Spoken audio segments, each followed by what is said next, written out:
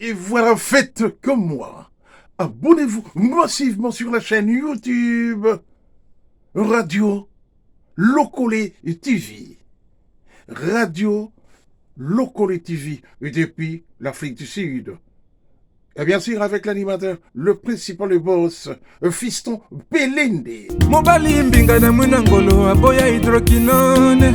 Soki ezotambola basheri bazokwea mayanga. Na retrouve douce tendresse affection epana yo. Nasalelo nini pondi make na kupendaka sana. Shita kwacha Belende wenjo. Mbote na bino bandeko balandi ya Radio Lokole Télévision bisika nyonso tu bozwami. Merci na confiance pe fidélité. Oyo bopesa kana programme oyo epai wapi biso na bino tokutanaka pona kobeta masolo ko solola makambo ezoleka na communauté na biso. Bandeko émission oyo ezokosunga bato ebele. Yango na sengi na yo ndeko papa ozali kotala ngai, maman ozali kotala ngai, kolingaka te otala Radio Lokole TV yo moko. Partagez lien. Tinda na ba groupe WhatsApp, na Facebook, Instagram, TikTok, partout. Tindela de ami na yo, friend na yo. Et si quand vous allez amigo, tindela bango po peut-être émission oyo et ko sunga yo te peut-être et ko sunga ndeko mo quelque part ici ka za à chaque fois. To tindela ka bandeko, po e sunga bandeko. Kombo na ngai Fiston Belende, Tata Sedek. O ba s'abonner déjà, merci beau partager. O s'abonner te ceux qui ont le link na biso s'abonner rapidement et puis que boss na te ko finir cloche à notification pour orataka ba programme na biso te. Na poko lelo te ofandi to solo na bino les kambolo qui est très grave. Très grave. Na fandi na les après-midi mon ami personnel Papi Gen tolo bela vie a benga mon frère oza ko la bo ndenge nini makabaze ko le ko bien moté. Équipe na biso ya tolo bela vie Kinshasa na tinda ki bango ba ke ko luka jeune fille moko une fillette oyo mama na ye a refoulé na Kisasa. Donc mama a commis immigration to ndenge ngai papa Papi Gen yango mama nga commis immigration a refoulé rabatu to ndenge ya refoulé moi na moko ndenge ngai papa et da somme atindeli nga image na tali et pesi ngai pasi. Comment est-ce que moi na mama atika mwana na âge ya 4 ans na Kisasa mama kepoto abundi a comme na France abundi a bengisi mwana na ye ya mwasi na âge ya 9 ans. Âge ya 9 ans, 10 ans, 11 ans et comme na 12 ans mama a refoulé mwana ndenge nini a kosi ba ke des vacances na Congo Brazzaville mais basa ba congolais ya biso ya Kinshasa histoire oyo ba ndeko mingi ba chroniqueur ba chroniqueuse ba liko beta ngo pesi so pasi. Tobino tika pe biso awa na Johannesburg et longo na ba chroniqueur ba chroniqueuse ya Johannesburg ya monde entier to beta masolo ba mama ebele ba ali bali kolanda ba pesa ba vina bango sur le camp oyo pesi pasi na bi yango journal le 8 mars oyo moya ba mama to komona makambo ya somo ya bosoto to kanisa ki lokola moya ba mama oyo ba mama ba kosala malamu me makambo bazo bimisela biso ezo sala kaka makambo ya mabe. Mama kosa mwana bakele Congo Brazzaville congé mwana petela ka lungwa Kinshasa na âge ya 9 ans amesala mingi na poto na France abane kotanga kuna bazo mona ka fu bakitina Brazzaville bazu boatu mwana utoka benga bato bakati singambu amona drapeau ya RDC mwana craqué pesi pasi. L'enfant s'est retrouvé na commune ya Mikonga na Bikonga Biboa so Mikonga Biboa mama boaka mwana na ruilerie na terrasse na bar. Moi, il y a 12 ans. Quel parent, quelle maman. Et puis si passe si bandeko. Maman, yo talangai. Benga mninga na mama. Benga na téléphone. Tia bonga fanda. Mama sala musala ero. Benga na téléphone. Atia bonga fanda. Soke bonga zalite kiti ya livana. Soke kiti ya lite. Vala na mbetu mama to solola. Soke mbetu ya te vala na itoko. Lelo zali soleya ba mama et puis si passe. Ba papa bino pe ba négliger botika basi ba kena banda. Papa e pe so itoko vanda. Ce qui mama te afai ne toko yo fani pemena mama tu fai na tane bonga so ki bosana ba kiti mama fai na mabele na tapi papa fai na kiti bolanda papa Fisto bolanda makambo euroleka awa et pesi pasi ngala lingi avato loba pour loba mingi te na lingi avato loba to commenter total biso na bino vidéo oyo ensemble vidéo ya pasi et pesi ngai pasi vidéo oyo Papi Gen na tindeli ngai. Je profite pour le saluer mon ami personne Papi Gen, tout le bel vie mbote. ndeko réalisateur c'est la son élément wana oyo équipe ya radio ya tolo la vie Kinshasa salaki et réalisaki et pas moi na biso o mama bois qui na Kisasa na âge à 9 ans avant tout ça la commentaire à juillet à époque na 9 ans à refoulé na âge à 12 ans à bois qui na rompo Willery et puis si passe total là et bon to commenter bande ko to fun la téléphone boko benga biso pour passer ma réaction na bino pour passer la vie na bino peut-être maman pas qui a raison maman pas na raison na yé mais to ko so la biso na bino de l'eau to la nan. Eh ben moi avant j'étais en Europe, j'étais en France à Paris Poste chez ma mère. Eh ben ma mère elle était gentille avec moi au début. C'était une mère pour moi. C'était pas une mère pour moi mais c'est ma mère en fait. Ma mère, elle était avec moi comme une mère et avec son enfant. Elle était généreuse avec moi. Il y a un certain temps, ma mère commence à me traiter de sorcière, de me maltraiter, de me frapper, de me critiquer, de faire tout ce qui est pas bon en fait. Et du coup, j'étais à l'école chez mes amis, à Pierre de Ronsard, au collège. J'ai dit à un ami, il regarde ma mère me fait ceci, me fait cela, elle me maltraite et tout. Et mon ami m'a dit ceci. Va dire à la police comme ça, tu pourras savoir la suite. Parce que si, nous ici en France, on ne peut pas maltraiter un enfant. J'ai vu que c'était un peu trop pour moi. J'ai dit qu'il vaut mieux que je parte aller dire, aller dire à CPE, au bureau de la directrice sur CPE. Je leur dis, ils m'ont dit que non, tu dois attendre, on va appeler une famille qui pourra te prendre. Ils m'ont dit, qu'est-ce qui t'est arrivé avec ta mère? Je leur dis que non, ma mère m'a maltraitée. Il m'a dit, qu'est-ce qui prouve que ta mère t'a maltraitée? Ils m'ont mené à l'hôpital, ils m'ont regardé des blessures et mon dent cassée, qui était cassée parce que ma mère m'avait cassé une dent. Ils ont vu que j'étais vraiment maltraitée, ils m'ont placée dans une famille d'accueil urgent. J'ai fait 2 ou 3 mois comme ça. Maman nanga abanda kolandela makambo nanga muke ko poussa na pembeni nanga ko tuna nanga et tout tuende ko se rencontrer na maman tellement que batu ya assistance sociale ils ont vu que moi et ma mère conclusion exacte. Donc ils m'ont placé encore dans une famille d'accueil installée à Vigneux-sur-Seine à Bergerie. Voilà. Dès que j'étais là-bas, j'étudiais aussi à Louise Michel, une école Louise Michel. J'ai continué mes études là-bas et j'ai fait des années là-bas. Et puis, entre juge Yabana, assistante sociale et maman. À chaque fois, il posait maman les questions, pourquoi tu m'as traité ta fille et tout. Maman, ses arguments n'étaient pas vraiment honnêtes. Et le juge a décidé que je dois rester encore pour étudier là-bas dans cette famille-là. La dernière audience, maman, tout n'y est encore. Toi et ta fille, elle est bandé aussi mbaté. Maman a réclamé que non, moi je vais ma fille, erreur nous sur la salle à qui je l'assume, je vais prendre ma fille en main.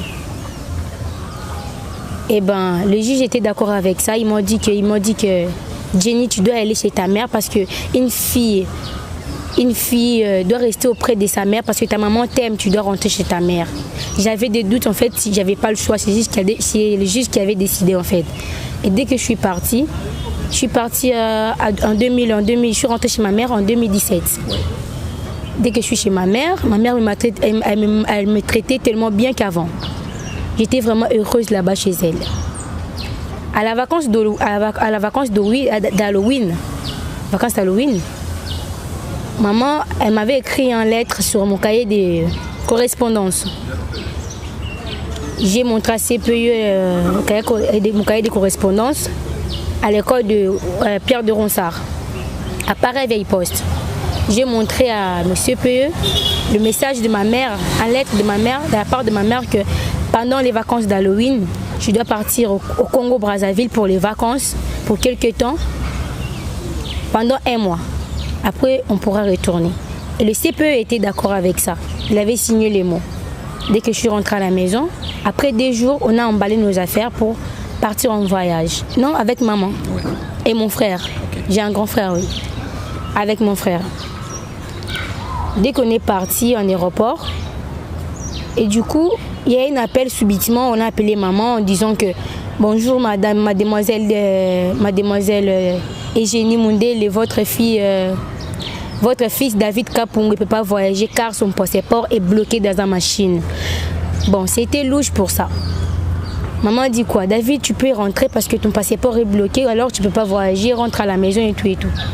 Dès que David est parti, il a pris un taxi, il est parti. Maman lui a donné l'argent. Hein? Ouais. Il est parti. Je suis restée avec maman. Il y a eu subitement, j'ai un cœur qui commence à battre. Elle me tournait, comment ça se fait que maman a mis ça David et que moi je reste avec elle? Avant, elle me maltraitait. Et là aujourd'hui, on part avec elle en vacances en Afrique. Ça pourrait être un programme peut-être à quoi abandonné ou soit au moins bon. Là, je me suis demandé. Je me suis dit non. Elle s'est répandue, elle n'est plus comme avant. Voilà. Donc, elle a changé. Namulongo passe par avion. À la queue, j'ai vu maman avec 2 billets d'aller et 1 de retour.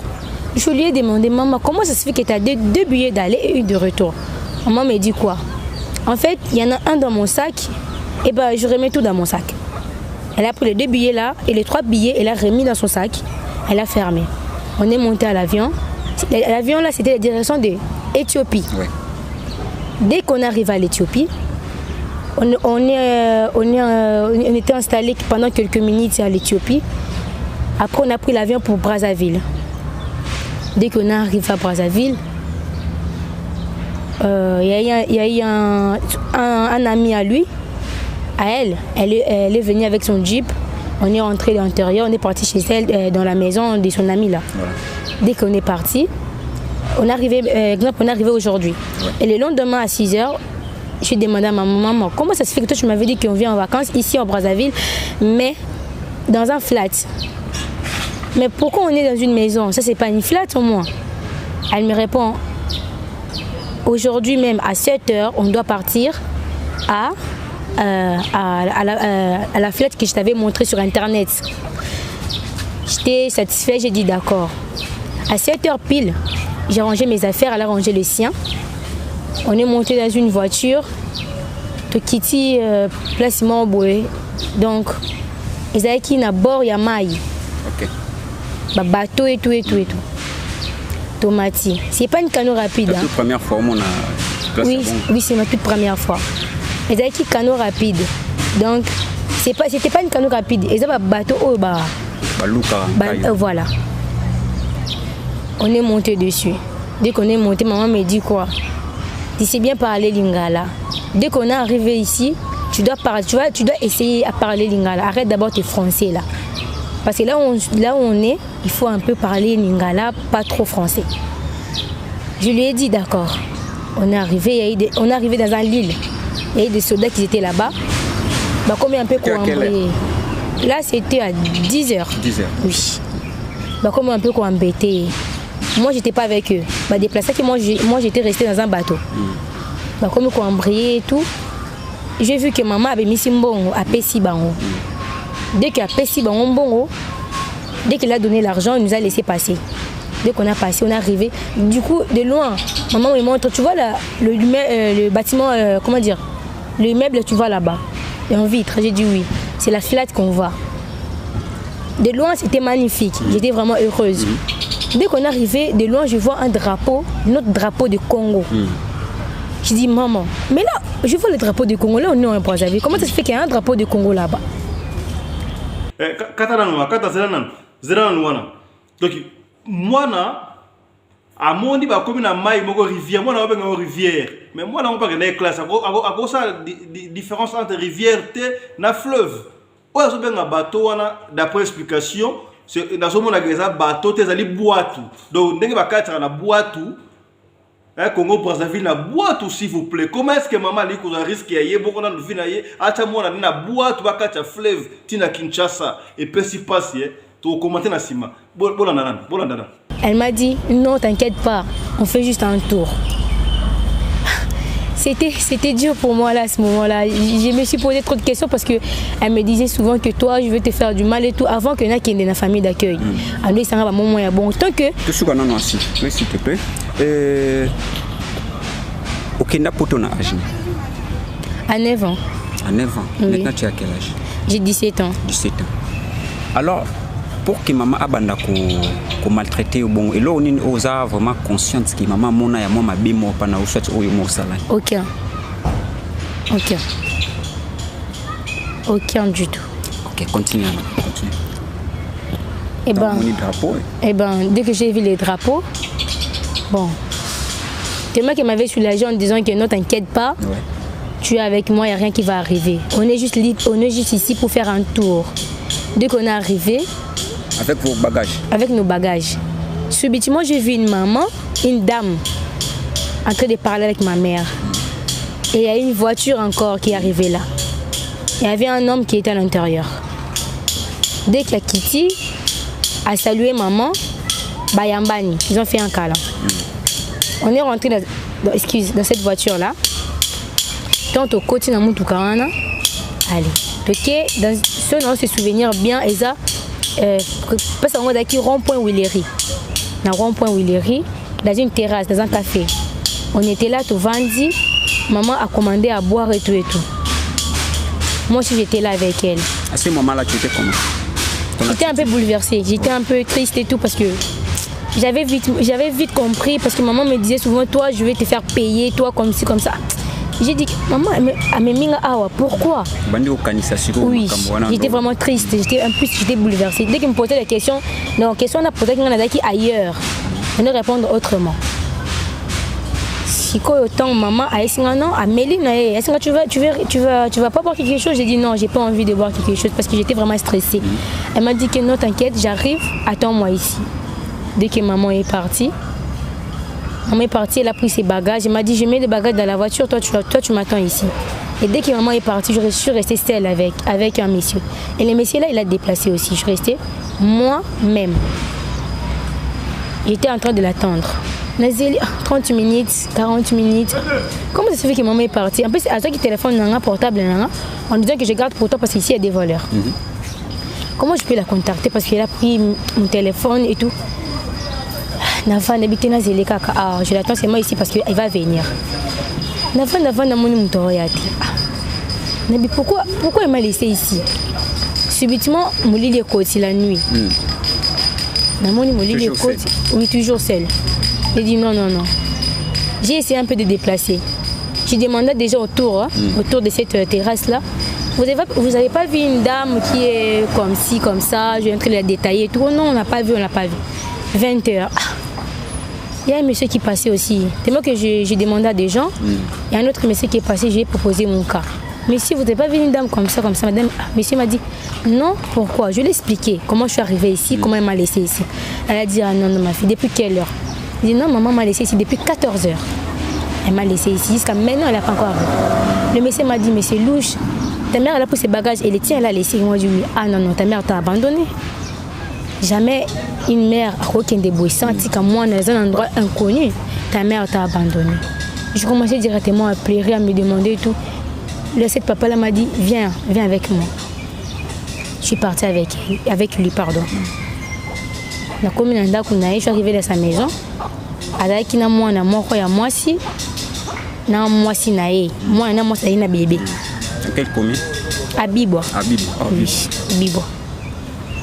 Dès que je suis arrivée là-bas, papa a la kisinga a présenté et pas moi si nae. Oui. Elle s'est regardée cette fille, je l'ai vue à un point où elle est en train de pleurer, a demandé sa mère et tout. Sa mère l'a abandonnée.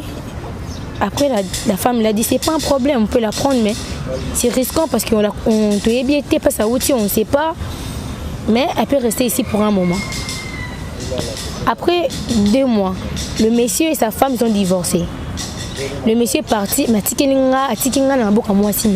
sa femme. Et la dame, après 2 ans, a vu de la voyage à Kei. A tikinga na moi nane ya mwasi. Nanda kunaye. On a la Bibo. Na Bibo. Sa fille elle n'avait pas trop de moyens. On mangeait en difficulté. Elle est plus âgée que vous? Oui, elle est plus âgée que moi. Elle est vraiment une grande. Et ben en fait, j'ai dit que non, je ne peux pas rester comme ça parce que chez elle, je ne mange pas en fait. Si elle a la nourriture, si elle a l'envie, elle peut me donner. Mais si elle n'a pas l'envie, elle mange seule avec son enfant, avec sa petite sœur. Bon, j'ai eu une décision. Je pars travailler chez des gens, à faire la vaisselle, à nettoyer des vêtements, pour qu'ils me donnent quelques sous, pour que j'achète quelque chose à manger. Et dès que j'ai eu l'occasion, je commence à vendre des lots. Des lots comment? Maille quoi. Je mets des lots, je tiens des lots dans les chassés, des lots froids, je mets dans la tête, on commence à dire maille à ma Lilian, oui, voilà. Je fais ça parce que pour avoir quelque chose à manger. Si je reste comme ça, donc je ne mange pas, donc c'est grave. Donc, dès que je fais ça, un peu de sous, moi, 50 euros, donc ça m'aide. Il y a aussi maman loko, ça n'est pas bateau, moi, ça m'aide aussi. Tant on habitait, voisins, il y a des voisins, il y a bien un peu d'histoire. Il y a un papa là-bas qui m'a dit que non, tu peux travailler chez moi pendant quelques temps pour que tu oses au téléphone, que tu prends mon téléphone. Tu essaies un peu de contacter des gens qui sont là-bas. Tu essaies un peu de contacter ta mère pour Oyeba. Qu'est-ce que maman a sali au point, pourquoi? Essaie un peu de contacter aussi tes amis et la famille que tu étais avant. Parce que je les ai expliqué mon histoire. J'ai travaillé chez lui pendant 2 mois. Après, il m'a donné le téléphone. Dès que j'ai eu le téléphone, j'ai essayé de contacter maman. Parce que là, son numéro, je l'avais en tête. Dès que je l'ai contacté, maman a mis le téléphone. Elle a décroché le téléphone. J'ai dit allô. Elle a dit allô. Je commence directement à pleurer. J'ai dit maman, pourquoi tu m'as fait ça? Oh, c'est qui? C'est Jenny. Elle a raccroché le téléphone. Elle a raccroché hein? À Cathy téléphone. Donc à Cathy téléphone. Donc je me suis sentie vraiment abandonnée. Parce que c'était sa voix en fait. C'est qui voit bref. Tant on a Cathy téléphone. Tant on a Cathy téléphone. On a Meki Kocha Megabyte. J'avais un numéro en tête, il y a une fille Sarah, à la famille que j'étais. Je l'ai contactée. Elle était étonnée. Il y a eu quand on a un téléphone. C'est toi Jenny et tout. On dit oui, c'est moi. Elle commence à pleurer. Tu m'as manqué. Pourquoi tu es restée là-bas? Ta mère nous a dit que ta mère a informé à toutes les quartiers, à tous tes amis à l'école. Toi, tu es resté chez ton père.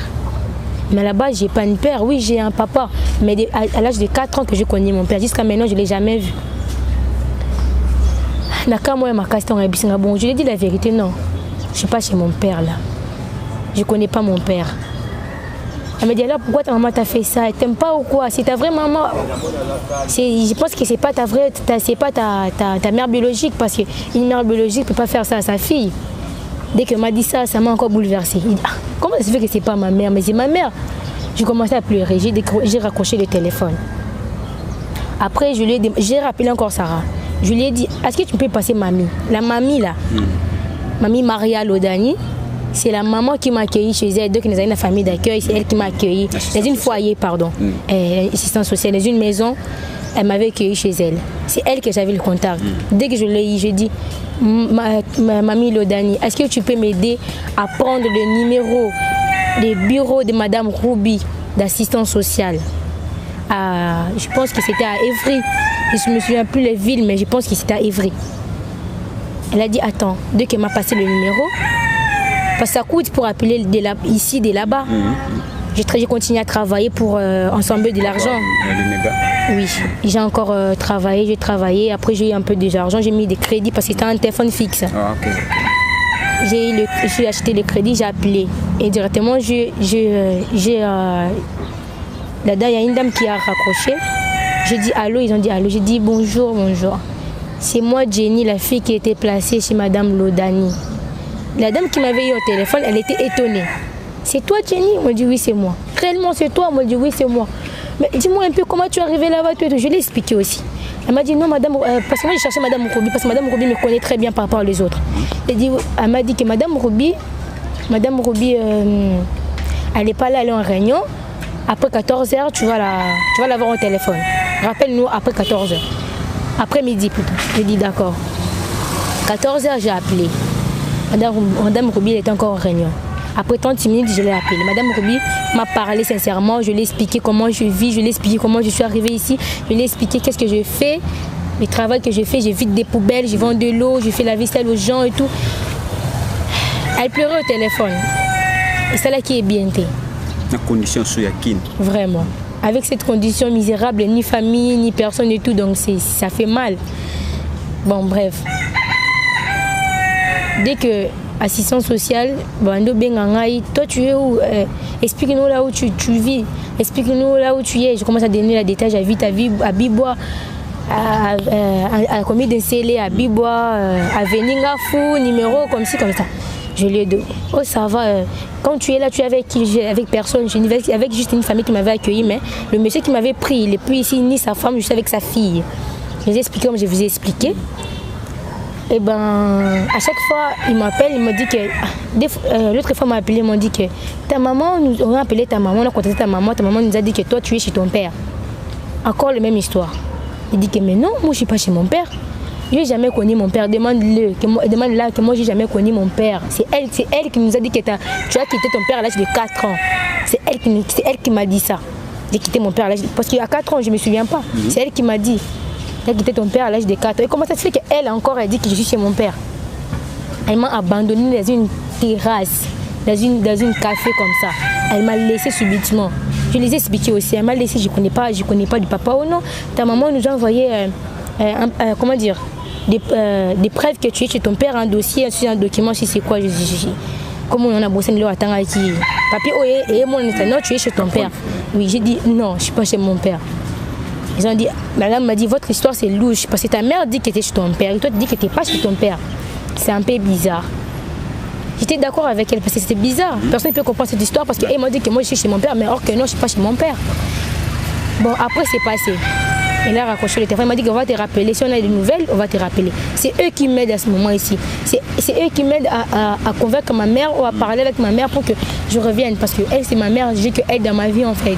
Je ne connais pas mon père, j'ai qu'un frère, j'ai que lui. Donc... Avant que tu partes en Europe, tu étais chez qui? J'étais en mamie, c'est sa mère. Elle est déjà morte. Oui, famille c'est sa mère. Je me souviens plus, c'était Nebisouté. Donc pour le moment, à part maman, la place où je vends, oui, famille n'a eu une souci. Non. Parce qu'avant qu'on a voyagé, maman a tika kinga chez ma mamie. Chez ma mamie. Et à part mamie, grande-mère. Oui. Maman me non. Pas du tout. Pas du tout. Je ne sais pas quand j'étais petite. Mais quand, là, je me souviens, à l'âge de 8 ans, 9 ans, 7 ans, j'étais avec chez ma mamie. Et à 9 ans, dès que je suis partie chez maman, donc, j'ai donné l'affection chez ma mère parce que je n'avais pas de famille. Donc, j'étais chez ma mère. Donc, l'idée d'être cousin, cousine, je n'en avais pas. Il n'y a que mon frère et ma mère. Mon père, je ne le compte plus parce que je n'ai jamais connu mon père, en fait. Je ne le compte plus dans ma vie. Bref. Maman a bété comment est-ce qu'il y a ça, la séparation, là, papa? Bon, elle m'avait dit un peu que ton père était un peu trop... comment dire? Elle aimait trop des filles, des femmes. Hein? Comment tu disais cette mot? Elle a dit qu'il m'a boulu à Bassi. Et en haut, on s'est retiré qui n'a pas. J'étais pris, on est parti. J'étais laissé chez ma mère. Il y a quelqu'un qui voyage en France. Elle m'a dit que non, tu vas me rejoindre, t'inquiète. J'avais pleuré dès qu'il avait parti. T'inquiète pas, tu vas me rejoindre. J'étais soulagée parce que je sais que ma mère va pas m'abandonner. Dès qu'elle est partie, je suis partie chez elle. J'ai retrouvé, on était parti avec mon frère. J'étais avec mon frère, j'étais avec ma mère, j'étais heureuse. À part ça, vraiment, je connais personne. Et j'avais pas l'idée que non, tantine, soit qui que ce soit, parce que maman m'a montré personne dans ma famille, qui est mamie. Okay. Alors, comment papa peut je ne me suis pas intéressée. Je suis intéressée à comment papa. Oh, tu m'as dit que maman a bêté dans ma solo et belé à ma baie. Donc, j'étais pas là à savoir qu'elle s'appelait comment. Et non, mais ça me vient. Et il y a un mot encore rarement. Parce que je ne le compte plus dans ma tête. Je le compte plus. Alors, qu'est-ce que tu veux alors à bateau pour ça, en fait, mon avis, c'est juste que je rentre en fait. Aidez-moi s'il vous plaît, juste que je puisse rentrer parce qu'ici c'est difficile pour moi. Ça fait 5 ans que je n'étudie pas. 5 ans. Je suis ici en Kinshasa 5 ans que je n'étudie pas. Et c'est même pas, comment dire, j'ai jamais été à l'école.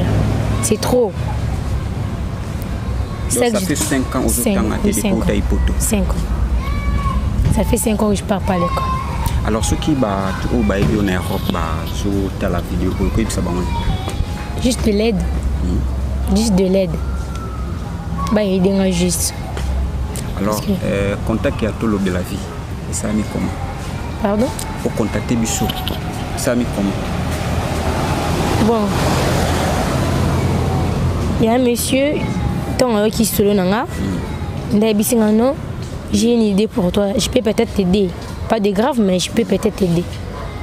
Je peux faire une interview pour que des gens qui sont là-bas essayer un peu de regarder, de voir s'ils peuvent t'aider. Voilà. Explique un peu ton histoire et tout. C'est pour ça que je suis en train de faire. Parce qu'il m'avait dit que ça peut t'aider. C'est pour ça que je suis d'accord de les faire. Parce que j'ai envie que je rentre. Parce qu'ici, j'en peux pas. Alors, place aux familles, famille, Anani. Place aux Alisiko. Bon. Ils appellent papa na mes pour tout ça l'interview. Ok. Voilà. Voilà, Bolandi, excusez-moi, Bolandi les solo ya moi en abisso, en tout cas vraiment ça passe. Et ça passe vraiment. Quand la maman obimi irresponsable, et ça m'a bien makasi. Tant que lembi moi na tika moi na bateau bazana makasi roboko la baboko la. Et mais que ça la boue vraiment et ça qui est au côté. O mi bendi malédiction. Tant moi na zolé la boue ma mi se zo kita. Na éviter ce qui au kozala bien un jour. Alors maman ce qui on coutani na vidéo oyo. Ata okuta na vidéo te mais mutema na etuti sama ozongisa mwana o na poto parce que yonde mtomati saraye tango matsaka parce que ozaki na amour na ye ozaki na amour tant que fille na mwana na yo donc tango lembaki na makambo oyo mona ki fala ko tika a vivre place bazwa ki wana mais ko sala acte wana déjà sala ki okosi okitisi Brazzaville et puis Brazzaville ko ko sundola ye na endroit moko inconnu awa na Kinshasa eza vraiment mabe makasi ne loko sali donc au sala mabe makasi bete absolument moi so mukitango bande ko ya na boîte wana bozaki combien de personnes? On était trois personnes avec muto bande ko kumba bato wana des 4 personnes. Okay. Alors on dimi na yo risque ya ko traverser fleuve na boîte pour otika mwana na Kinshasa. En tout cas, maman sala effort. To bandeko o bozo landa biso o boebi mama boebi mwana oyo. Boluka vraiment beaucoup mis sa message mwana oyo azonga. Parce que azo vivre na ba condition moya bien té. Ça fait 5 ans azo tangate. Azo tangate ça fait 5 ans. Donc azana posa a continuer vie na yo azala kinango. Alors, message nous faisait par rapport à bato bazo ta na situation ozana. Il y a un truc que j'avais oublié en fait. Le temps que je suis ici, dans ces 5 ans que je fais, j'étais à la maison. C'était 7 mois ici. J'étais à la maison à travailler devant le véranda. Je faisais un peu de ménage. Namoni, garçon, tonton vraiment, en train de passer. Avec ces 2 tours. Moi, quoi, c'est toi, Jenny? J'ai accepté. Oui, pourquoi? Oh non, c'est ta mère qui nous a envoyé. Ma mère? Ils ont dit oui. Je me suis approchée. Parce que c'était intéressant parce que ma mère, voilà. Je me suis approchée. Ils m'ont dit que ta mère veut s'excuser parce que tu as laissé depuis toutes ces années, avec que vous vous réconciliez, elle t'appelle pour te demander pardon et tout. J'avais son numéro, j'avais pris ça en tête. Mais des gens de l'assistance sociale m'ont donné son numéro. Ils m'ont dit quoi? Ne l'appelle pas maintenant. Et on a bien quitté. Ta maman elle veut te parler. Toi tu sois là, vous parlez. Ma mère, ta mère, j'ai dit ma mère s'appelle qui? On a confirmé. Oh non, elle s'appelle Eugénie Mundeli. Et comment vous avez su que je suis ici? Et l'autre m'a dit que non, lui, il vit ici, à Bibo ici. Et ta maman, elle sait que tu es à Bibo. Comment elle a su que j'étais à Bibo? Parce qu'elle m'a laissé en rond-point où il irait. Et comment ça fait qu'elle a su que j'étais à Bibo? Oh là, nous, on ne sait pas. C'est elle qui nous a envoyé. Et lui, a yebi Bibo entier. Il y a un autre mec qui a contacté, ils avaient ma photo. La photo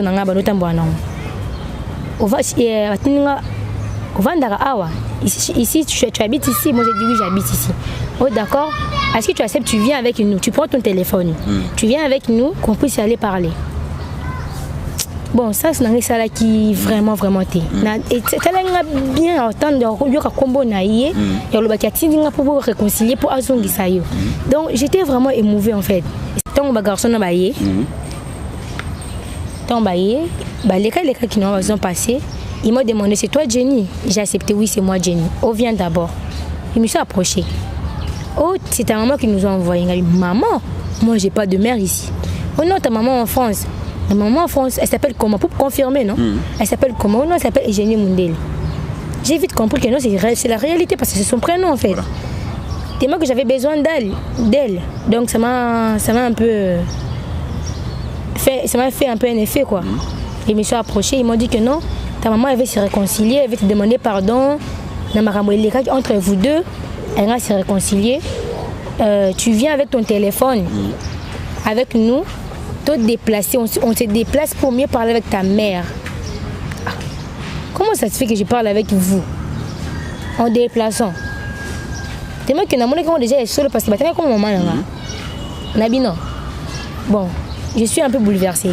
Venez demain à même heure. J'ai pu un peu réfléchir parce que j'ai commencé directement à pleurer à ce moment-là. J'ai dit que venez demain à même heure. Beaucoup de temps pas abisso. Je suis un peu surmontée. Ben c'est d'accord, mais demain tu sois avec ton... Ils ont insisté, soit avec ton téléphone. J'ai dit d'accord, ils sont partis. J'ai consulté la grande sœur que j'étais avec elle. Grande sœur, regarde, j'ai vu des gens passer en me disant ça, elle m'a dit ah, mais c'est louche, ta maman c'est pas que toi tu es ici à Bibo. Voilà. Comment ça se fait qu'ils ont envoyé des gens ici à Bibo?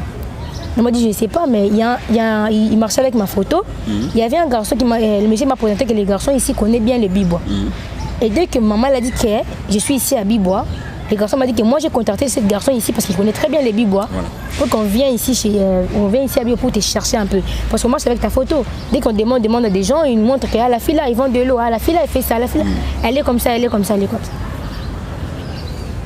Ben expliquez bon adresse là. Expliquez moi, expliquer grande sœur. Grande sœur on doit vendre naï. Donc grande sœur elle m'a dit que c'est louche, ils sont dangereux. Parce que c'est subitement comme ça. Ça fait des années que tu cherches à parler avec ta mère. Tu parles avec l'assistance sociale, mais il n'y a pas eu conclusion. Donc c'est louche. Ton écran sera bon, on a un peu bizarre. J'ai entendu le lendemain à 9h. Parce que c'était à 9h. Bah, il était. Et toute la journée, dans je ne me déplace pas, je ne vends pas aujourd'hui, je ne travaille pas, je reste ici parce qu'ils vont venir peut-être. Je suis restée là-bas, je suis restée à la maison, ils ne sont pas venus. Deuxième jour, je reste à la maison. Troisième jour, pareil. J'ai dit non, je pars aller faire mes affaires. Comme j'ai fait comme d'habitude, je vends, je travaille. Parce que le troisième jour, non, travailler, comment qu'est-ce que ça veut dire? Oui, c'est bizarre, j'ai accepté que moi c'était bizarre. Mais je vais faire un attaque à Kanana, je ne pas mon touboué, je ne vais pas kangi, je vais congélateur, ça a pris les humains, je vais tout, je vais parce que il y a une maman à quartier à venir. Elle est vers moi. Jenny. Il ne restez pas ici, ne restez pas ici. Qu'est-ce qu'il y a? Oh, il y a des garçons, tu vois les garçons qui étaient venus l'autre jour là, oui. Bah, les garçons est belé, maman, la dame là, elle était masquée. Maman a été qui n'y a pas indien, mise elle a été net avec le cache-nez. Elle a été bachosée, donc on ne voyait pas sa forme. Mais en le voyant comme ça, ses mains, elles étaient noires. Elles étaient mouillées, macasse.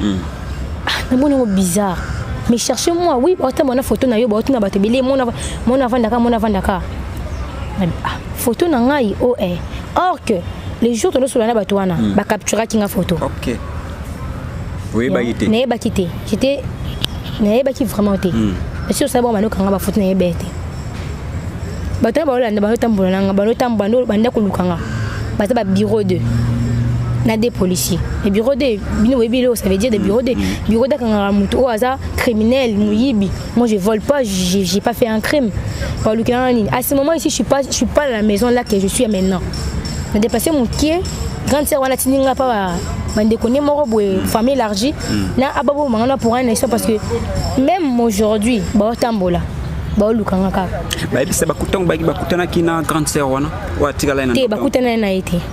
mais écoutez na papa moi azaki wana voisin kaka pour lui ba venir Kinshasa na banda ka polele batuni papa wana papa oui tu connais cette fille pendant temps amoni ba soda amoni pas tomber qui bizarre avec une dame voilée elle a dit non je la connais pas elle a nié quand on a yé na bouton ba singa tala toi tu dois pas rester ici ba yeko le bani que yo faut ba salo mabe parce que oyo sala parce que oyo sala o ti maman wana na danger. Quelle maman ba lobela nga maman na mituni asa ba na maman nanga pour essayer ni que bato ba ya ki l'autre fois on va nous tourner maman na yo c'est eux qui sont venus avec la police avec des bureaux de le fichier vite compliqué c'était une blague yango bano c'est pour ça qu'il m'avait dit que non viens avec ton téléphone viens on part c'était pour enlèvement donc ils ont d'abord minute ba essayer pour enlever nga mais ba c'est pour enlever nga na kombo ya maman nanga ça veut dire quoi. Donc j'ai aucune idée que on a colobani tout donc un mot on a croire je peux croire ça parce que j'ai vu ton qui est pas na batama qui est pas na regarder par la fenêtre j'ai vu des gens voilà c'est pas photo quoi c'est la bimina baba dini to ba luka peut-être ouais ça m'a kambwana comme ce qu'on ça hein ko batama un mot on a trouvé normal mais c'est vrai ba luka nga photo na nga bato ba qui jour na bangwana batanga comme maman génie c'est eux il y a côté pourquoi maman génie me fait ça je suis sa fille donc on continue à crescer donc j'ai idée que ba luka nga pour na nini mais pour être sûr c'est un enlèvement parce que si on va les mêmes jours bayaki parce qu'ils ont insisté que tout long tout déplacé je prends mon téléphone aussi en main j'avais pas compris mais c'est un enlèvement il veut m'enlever en fait. Tu avais déjà contacté l'assistance sociale? Non, mais je vais le faire cette semaine. Je vais un peu aller chercher, comme d'habitude, je cherche de l'argent pour que je mette, parce que c'est cher, hein, ça coûte beaucoup pour appeler d'ici de là-bas. Donc je cherche de l'argent. Quel téléphone? Android. Android, oui. Le Android, le monsieur qui m'avait donné, là, jusqu'aujourd'hui, je garde. Ok. Donc on a... Bon. Mais c'est retiré pour le moment, on a je suis toujours à Bible.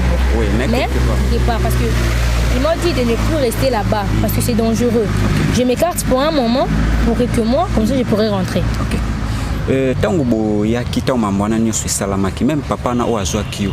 Akendai ko contacter la police te pona ka oyo azaki na pourtant ozui muto ovanda na muto o yebite il faut l'état aye babosala kango. Asala kango abengaka papa mo papa mo azaki tenue civile mais la soda après ça qui est kananga tellement que biso Congo biso na Congo c'est pas que OK na famille mo ko mais il était foyer ba tout ça na bon ici c'est tu peux partir là-bas tu peux partir par ici ay si papa nani kaloka bozu moi na obo garder car en plus pas à moi na ya moi si c'est une fille quand tu moi na moi si na boutou la nuit c'est pas bien garde là c'est pas grave dès papa n'a courage de regarder ngai. Elle m'a gardé comme sa fille. Elle m'a dit qu'il y a un bouton, mais elle m'a gardé comme sa fille. Mais malheureusement, il n'est plus ici, sa femme non plus. Mais Abenga, tu as moi, on a été pour Abenga. Mais rarement. Parce que lui aussi, ça divine. Parce qu'il tellement qu'il y a un mois, c'est divorcé qui a botiné qu'on a un mois, c'est donc. Moi, ce n'est pas Benga. Moi, c'est ce qu'on a Benga souvent. Voilà, de comme na suka na ebité message mususu ezali oyo bosana ki okoloba lisusu abatu bazolanda oko. Non, j'ai plus rien à dire. C'est juste que je demande votre aide en fait. Aidez-moi s'il vous plaît parce que imaginez-vous, j'ai étudié en Europe. Je suis retournée en Kinshasa 5 ans après je n'étudie pas. Aucun famille. Tu as quel âge? J'ai 17 ans. 17 ans, oui, 17 ans. Personne pour m'aider. Donc là, c'est grave en fait. 5 ans, je ne fais pas mes études. Donc, aidez-moi s'il vous plaît. J'ai plus rien à dire parce que... Aidez-moi juste. Voilà. Donc, histoire, au moins, la jeune fille Pessi.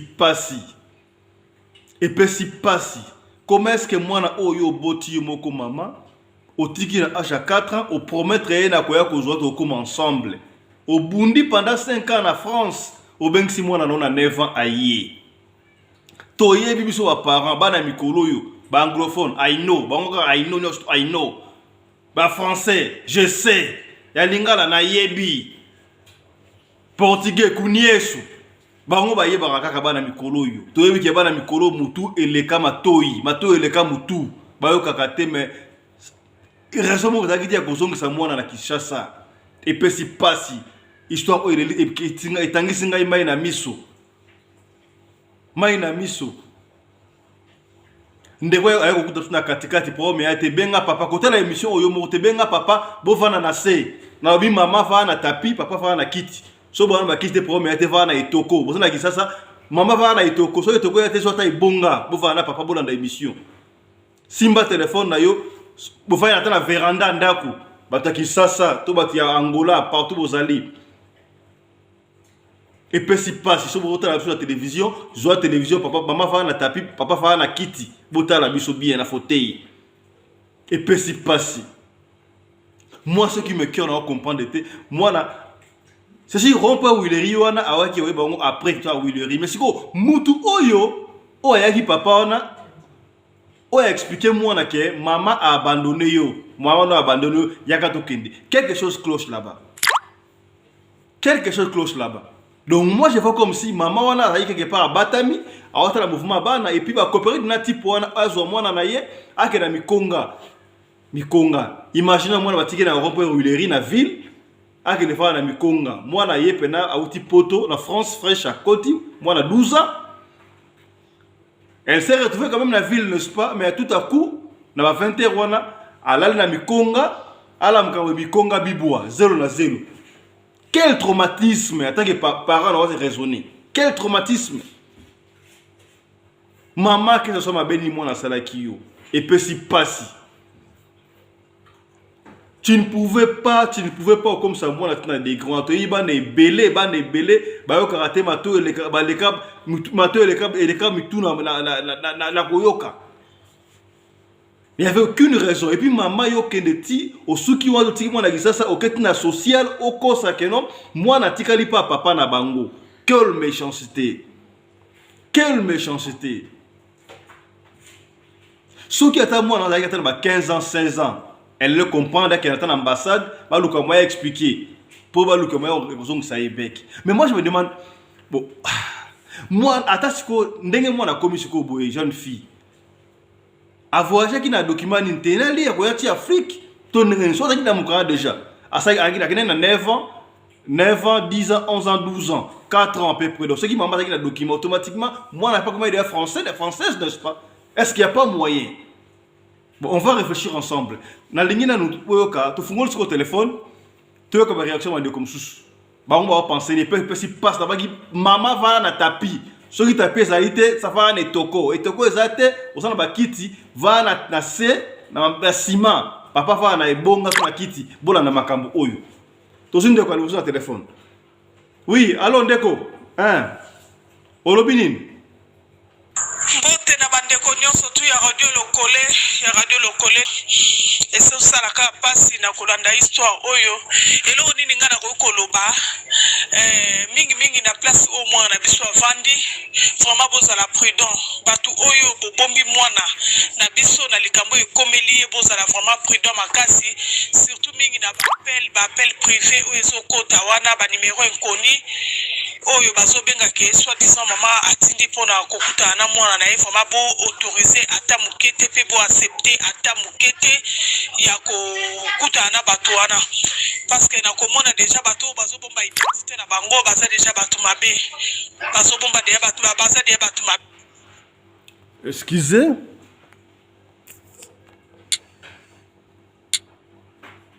Sobomba de bato baza de bato mabe esali passe makasi et puis lisusu na kolela ya mwana biso asali 5 ans azo tanga te classe formée salinga passe makasi yango wana komona mwana aza kolela na tina ya classe parce que ebi ke classe ne ezali avenir na ye eloko nini lisusu o ngana ko koloba mukie na komona histoire oyo vraiment ezosala mamingi lelo surtout la biso bato tozala na ba étranger en tout cas biso baboti toluka moyena na kokanga matoi na biso omoni lelo pe ba église ebele ekaboli bana na ba mama ekaboli ba mabala ekaboli ba makambo ebele na komona likambo o na ndenge mwana biso azoloba ke jusqu'à présent azo reconnaître eloko moko te oyo na mama na ye baswana donc ekoki kozala ke soit bakanga mwana na ndoki na pasteur na bango mais bayebisa mwana te ezaka secret ya mama mama pa bomba yango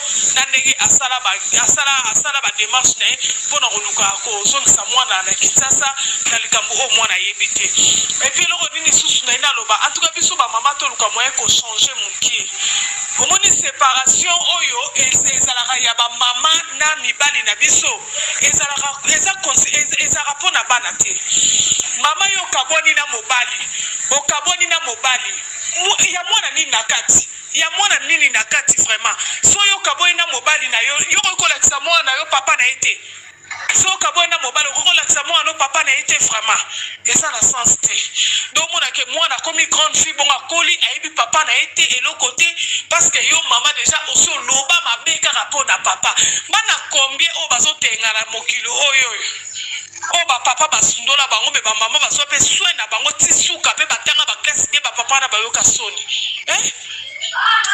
tranquille na yo na mobali so bokabwana ki bokabwana na bonne relation to bokabwana relation ya mabe et concerné bana te pourquoi bana bazalaka ba victime ba problème na biso pourquoi bana bazalaka ba victime ya ba séparation ba parents osomona babiloko nde yango wana peut-être prophétie mo bo bimaka wana ou bien ba yebisa mama wana ke soit mwana na yo ou bien sa boye na soit na kokabwana bango na papa ou bien ba okopesa prophétie mo bo ke mwana zandoki soit mama na bali na nute ou bien koza ke mwana ne mutazo freiner mama do ba makambu ezebele ba prophétie ezebele parce que mama na akokozongisa mwana o ya boti mbala moko boite eloko pe oyo komisa mama na motemo o mama na sana ngo siko ya kontima ko abandonner makila na ye ko abandonner ta mwana na famille na yo te me o abandonner mwana na balabala na terrasse o lelo tokolo ba peke lelo ta msusu mwana na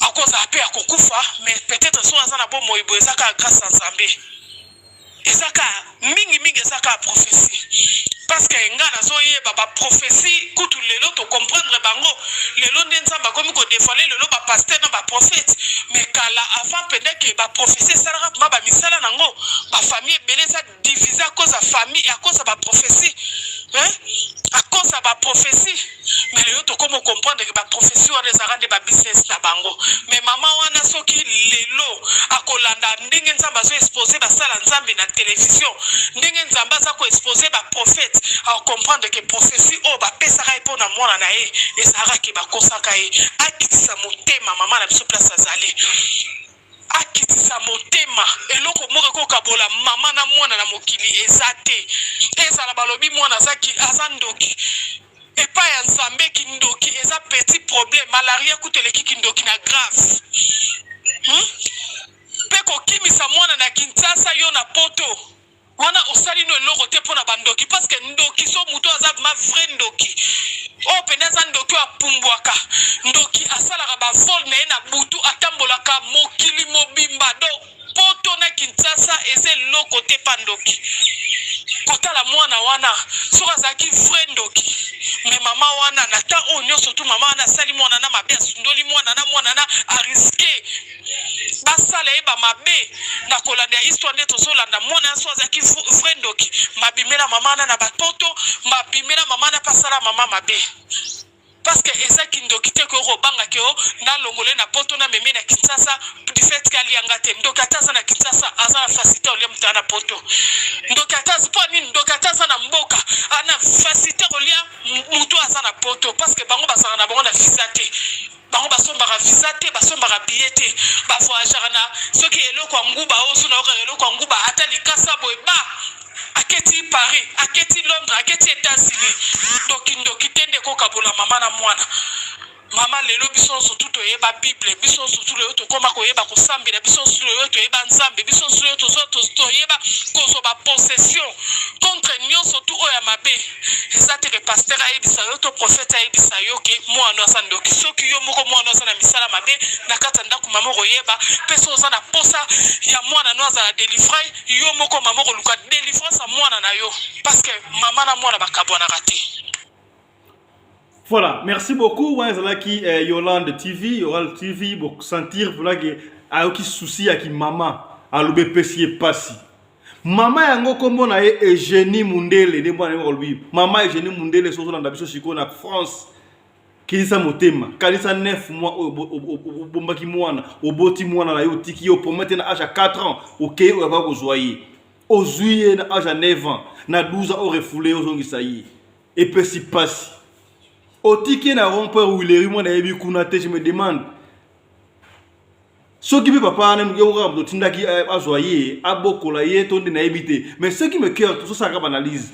Comment se fait-il que yo otika mwana oyeba ke mutazoye olandela yeti na bikonga oyeba kinenge ke mwana mwafana bikonga bibwa na bibwa kuna oyeba kinenge nini je imagine mwana ya poto ya mukie abanda koteka mai peut-être pas yakoba ide na prostitution déjà ba koloba yango te parce que azaina moyen soit anoluka moyen survivre tala pena mama ukalinza tale omo te sa mwana mbali ta ko cascade mais mwana ya mwasi et puis si passe mama mwana ya poto ya muke aotekaka mai pas survivre asala pas bateau otiki onto oketi na social kolobake mwana aza papa na bango quelle méchanceté peut se passer mama ta ebonga vanda na se vana papa bolanda émission oyo pesa commentaire benga biso ça pesa vina yo oui totala ndeko msusu wana oui allons ndeko olobi nini. Bonjour, na pesi pinu bambote mingi na Radio Lokole TV. Na histoire wana o tozolanda biso nyonso ya mwana oyo mama asundoli na Congo. Personnellement pesa lisolo mo ya pasi pe ya mawa. Mama oyo aboti mwana na ye vraiment ya 9 mois na libumu. Akoki kosala acte wana te au moins ezala problème ezaki na kati ata problème ango mwana zaka mwana kotikala kaka mwana okoki kofandisa pe mwana opesi ye conseil mwana moni nde tofandi no awa soit tout bien mwana saki eloko moboye okomema ata na mwa punition moko boye mais kosala punition te omema mwana neti olongola mwana na poto kende kozongisa ye na Kinshasa wana vraiment mama wana asololi mabe na mwana na ye apesi mwana pasi donc histoire oyo ezolekela nga mpe ezosanga pasi mingi na motema mama akoki kosala bongo akoki kopesa mpe mwana punition te. Radio Lokole merci na histoire na bino bopesi nga kombo na eza mama Angèle napesi bino mbote napesi chaîne ya mama Yolande TV mbote makambo boy ifo ezalaka kaka mpona mpe toyebaka mpe basekret mosusu ezobombama na kati na bamboka misusu tosepe na initiation na mais tozela mpe baréponse oyo bino bokopesa biso mpona toyeba histoire yango eza ndenge nini mwana asalaki nini po ba arriver na moment oyo ya kotinda mwana vraiment na Congo. Merci beaucoup maman Angèle. Il faut luka pe ba recherche pour ya mama pe fo aloba po toyeba mama nini esamelaki azwa mwana na ye vraiment oyo aboti au moins que soit aza mwana na ye te soit azobokola ha mwana soit azaki marâtre pona mwana oyo oboti ozaki na ye na Congo otike na Congo mwana kokisi 9 ans osuye o ramener na poto na 17 ans et pose ozongisa mwana no lisusu na Congo ce qui n'est pas bon. Il faut bino nde boluka lisusu oyo tolandi mwana nde alobi siko foto boluka pe histoire oyo ya mama mpona questionner pe mama boyeba pourquoi mama azwaki décision ya kotinda mwana na ye na Congo. Napesi bino merci mingi na radio Lokole nzambe vraiment azwa lokumu merci beaucoup. Voilà, et puis si passi, na lobby to osa ndeko ya suka parce que on fait signe que minute c'est koki déjà na réalisation ndeko ya suka intervenant suka ye amundani qu'est-ce qu'on pense pour na ndenge mama na biso oyo génie mundele azui mwana na ye na âge ya 4 ans meme na poto pardon atike mwana âge ya 4 ans na 9 ans meme na poto et puis na 12 ans il ko refoulé atike na rompe Willery mwana na ville atike na ville mais elle s'est retrouvée siko na mikonga bibwa mwana vraiment oteka mai mwana ya poto mwana ten classe na poto mama keti na social kolobake mwana tikali epai ya papa na ye mwana aluki moyen ateki mai asangisi mikie diloko mikie abengi numéro ya madame wa social wana a expliquer que naza papa na ngata na gisasa mais pesi plutôt parler. Donc je pense que voilà ça réflexion personnelle na moni lokola batu ya social ya France bandi ko sala ba démarche bala de la maman muke pourquoi est-ce qu'il y a kosa ki bango ke mwana papa na ye yango wana mama wana aye to a délégué batu na Kinshasa ba sala enquête ba lever moi na biso ya mwasi alingi mama aboma eka ko boma teningeni to ningeni batu ya quartier heureusement ba lingaki mwana on malamu ba ko éviter ba ko épargner mwana ko bomba mwana mais bosa la ka mayele le ko la mama o musalo baki a uti ko ba et puis si passe et puis si passe tout dans maman oyo intervenir à souka et beaucoup de son analyse générale nous va finir maman oui maman loba olobinini mbote mingi bandeko na biso ya Lokole TV en tout cas nzamba pambola bino na musala bozali kosala bokoba te nzambe ya kokisa bino lipamboli vraiment na moni ke boza na souci ya batu na mokili boza na souci pe ya peuple congolais nzamba mona bino kolanda lisolo oyo na yoki pasi nanu kolanda lisolo na yoki pasi mingi po moboti nde mutu mamande abombaka mwana na ye na libumu 9 mois na basi kokumba zemi eza facile te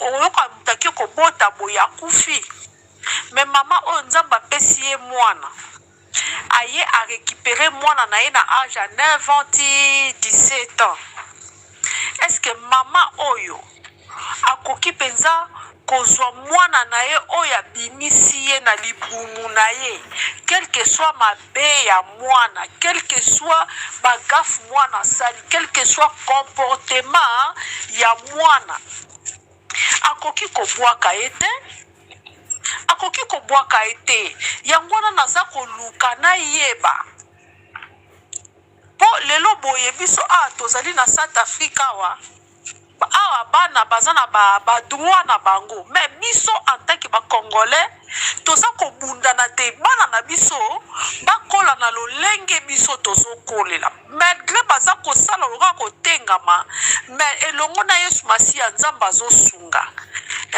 mais mama oyo quelque soit mabe ya mwana na koyi kosala mwana ye lokola ennemi te lokola mwana pe ya mbanda te mwana oyo ya boti akokaki pe kuna banayebi te soki baza basystème ya koluka bapsychologue bakoki kotraite mwana bakoki koenseigner mwana mpe makambo ezali parce que na mboka na biso ezali awa bana misusu baza komela badrogue bamosusu komela badiamba bana mosusu donc droit na ye aza komanifeste droit na ye mais biso baboti tolemba te koma mama oyo azozwa mwana na ye azokosa mwana na ye kitoke vacances bokomi na Congo sundoli ye na terrasse siko mwana wana tokuta na likama mama na koloba nini mais nzambe pe na likolaza le juste juge nzambe na likolaza le juste juge yango wana nga na kosenga boye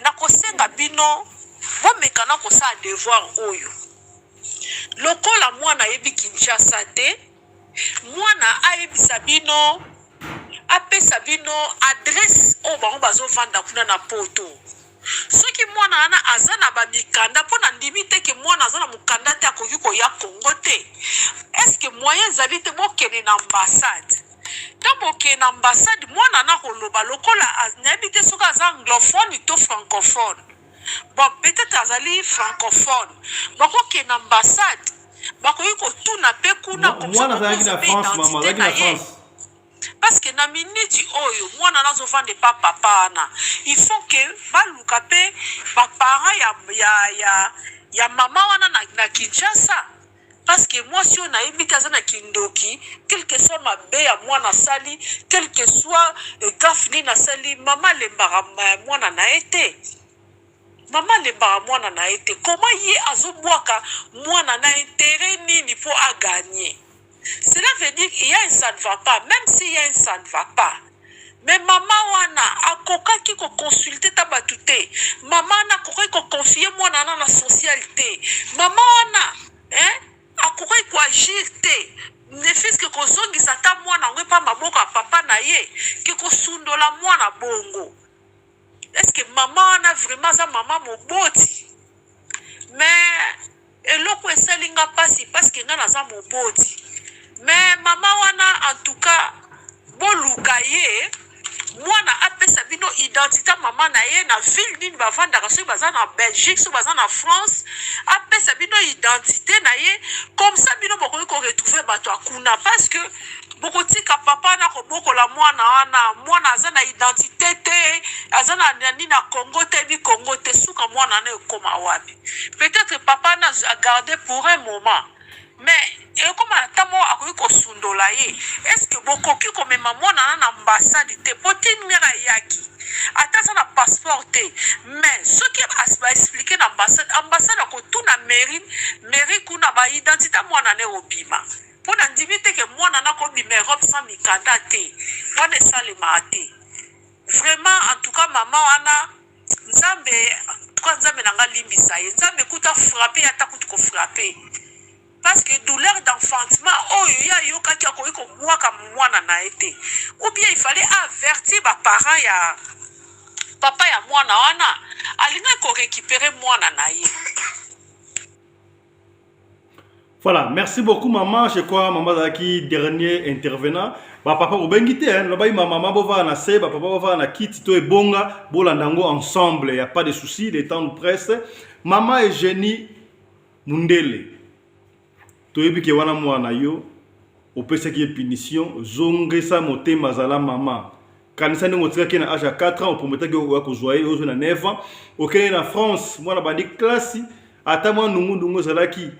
Bodiskitaki mwana kedaki ti social ya place na famille moko provisoire d'accueil et puis famille définitive olelaki ke mwana azonga zongi na ndaku c'était pas pour azonga solo mais plutôt pour refouler ozonga na Kinshasa OK na Congo Brazzaville au quartier Congo Kinshasa au ticket na rond-point Willery nulle part ailleurs mwana se retrouver témoin na kena pour na 9 ans na 12 ans il était encore mineur. C'est fort possible que mwana wana azaki na mikanda. Soki moi azali adulte ngao ke na ambassade mais nenga zaki mineur à l'époque ayebe makambute moi na pasa ba démarche moi ko benga madame wana bengi yo kenda sukuna na foyer pardon na social oloba ke moi na zonga papa na yeru kuta osala kiwana et puis tu ne t'arrêtes pas là-bas OK ti okoma na niveau olunga ba enlever moi na basala enini to ebité zongisa motema zo mwana zongisa na poto isikasali mais tirer conséquence soki moi na zongi na ndenge na ye poto to France zamboka ya loi tant mwana okende pa mbila déclarer na social okozala na problème parce que histoire o etamboli monde mimba ba confrère ba conseil ba zaiko lobele yango message ko koma kaka ba to motema malamba basanga raté mwana wana akozonga poto soki mwana aso azongi poto yo kozala ndenge nini ere yango yo mama Eugénie Mundele tiana se zongisa mwana azonga mwana azo souffrir mwana ya poto abano fa na mibwa abano teka mai epesi pasi asali pe mwana ya mwasi to soki awalelo bandeko lisolo epesi pasi na chagrin motema pasi mama boboti mama Eugénie zongisa esprit tala si mazonga moto ata mabengo zaki ndenge nini asaka mwana na yo keba na conséquence parce que mwana wana atozongisi ete akozonga kaka poto ekozala ndenge nini mama ibero abengi tuta privé babeti masolo bebele bana ya bumbu ya ngiringiri bebi sur le kala ngirigiri ndeko akendaka na kokolo mango na poto ba soin avec na sucre ba kata ma collé consort azonga babeti ba histoire belé bazongisa mwana na pe na kisasa suite tango za ndenge ni nzamba frapaka ndenge nini très amingité tokutani sur prochainement merci bandeko na baki o ya talité promet de tala na rediffusion mais partager bandeko bino bandeko ensemble à partager et comme na ndeko moko songolo peut-être ka ndeko na mwasi oyo eza automoni baka bo eza ebele peut-être ndeko mwana ngo sala makambo autant ngotine émission au radio lokole akostopper akosala yango te on a ba chaque fois émission au soko aider te et ko aider ndeko moko songolo na place moko songolo merci na baboni no surtout Vous continuez à partager, ou pas s'abonner à Radio Locolé Télévision, et puis que vous avez une cloche, il y a une notification pour Orataka, programme la bisoté. Quant à moi, je vous dis au revoir. Nous nous retrouvons demain pour un autre numéro de l'émission Radio Locolé Masolo sur votre chaîne Radio Locolé TV. D'ici là, portez-vous bien. Santé de fer à tous. Chap chap. Et tchala.